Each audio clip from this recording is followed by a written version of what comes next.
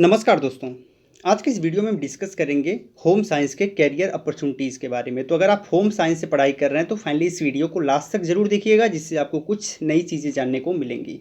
Hey guys, आप देख रहे हैं अलग क्लासेस और मैं हूं अशोक सिंह। चलिए इस वीडियो को शुरू करते हैं। हमेशा अपडेट रहने के लिए सब्सक्राइब करें और फिर बेल आइकॉन पर क्लिक करें। तो यहाँ पर हम कुछ सब्जेक्ट ओरिएंटेड कैरियर के बारे में बात करेंगे, लेकिन हम मान के चलते हैं कि आपने कम से कम होम साइंस से बीए करने के बाद एमए जरूर कर लिया होगा, या फिर आपने बीएससी करने के बाद एमएससी कर लिया होगा। और अगर आपने उससे आगे रिसर्च भी करा है, यानी पीएचडी भी अगर आपने करा है, तो फिर तो आप लगभग सभी कैरियर को चुन सकते हैं। तो चलिए जान लेते हैं। तो सबसे पहला जो कैरियर आता है वो है न्यूट्रिनिस्ट।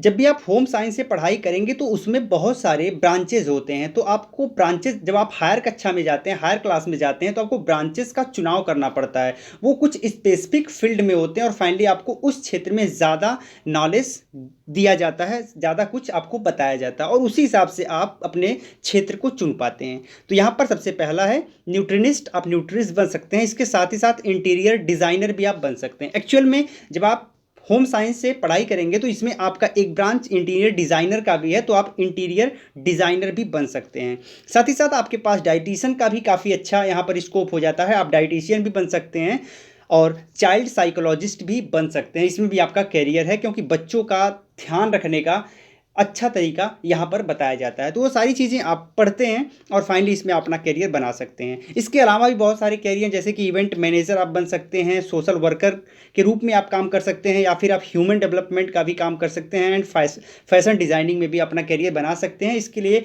एक आध एक्स्ट्रा कोर्स करने की आवश्यकता पड़ सकती है, जैसे डिप्लोमा वगैरह हो गया, पर यहाँ पर इन सब क्षेत्र में आप अपना करियर बना सकते हैं। तो ये तो हो गया सब्जेक्ट ओरिएंटेड करियर। इसके अलावा भी कुछ करियर हैं, उनके बारे में भी हम डिस्कस कर लेते हैं। जैसे कि अगर आप यहाँ पर होम साइंस से टीचर बन सकते हैं, यानी कि आप अपने सब्जेक्ट की टीचर बन सकते हैं। इसके लिए आपको कुछ एक्स्ट्रा कोर्स करने पड़ सकते हैं। जैसे सपोज करिए, अगर आप प्राइमरी अपर प्राइमरी के टीचर बनना चाहते हैं तो आपको डीएलएड एंड बीएड करना पड़ सकता है। वहीं अगर आप 9-10 को पढ़ाना चाहते हैं तो आपको बीएड के साथ टीजीटी की प्रिपरेशन करनी पड़ती है। इस एग्ज़ाम को क्लियर करना पड़ता है, फिर आपका सिलेक्शन हो पाता है। 11-12 को पढ़ाने के लिए आपके पास बीएड के साथ पीजीटी की प्रिपरेशन करनी पड़ती है।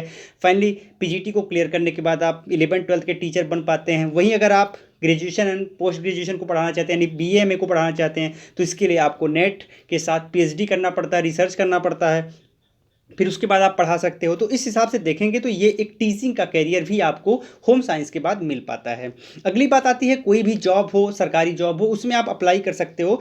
बस ये रहे कि वो जॉब स्पेशल टेक्निकल हैंड वालों के लिए नहीं हो, क्योंकि टेक्निकल में अक्सर आईटीआई पॉलिटेक्निक मांगता है, या फिर कुछ एक्स्ट्रा स्पेसिफिक कंप्यूटर कोर्सेज होते हैं उन्हें अलाउ करता है। तो इस हिसाब के जॉब में आप अप्लाई नहीं कर पाओगे। इनके अलावा अन्य जितने भी गवर्नमेंट जॉब्स हैं, प्रिपरेशंस हैं, वो आप कर सकते हो, जैसे कि UPSC, SSC, bank, state PCS, railway, इन सबको आप अप्लाई कर सकते हो। इजीली इसमें अपीयर हो सकते हो और अपने करियर को बना सकते हो। तो गाइस, आज के इस वीडियो में हमने समझने का प्रयास किया कि अगर आप होम साइंस से पढ़ाई करे हो तो आपको कौन कौन से करियर मिल सकते हैं।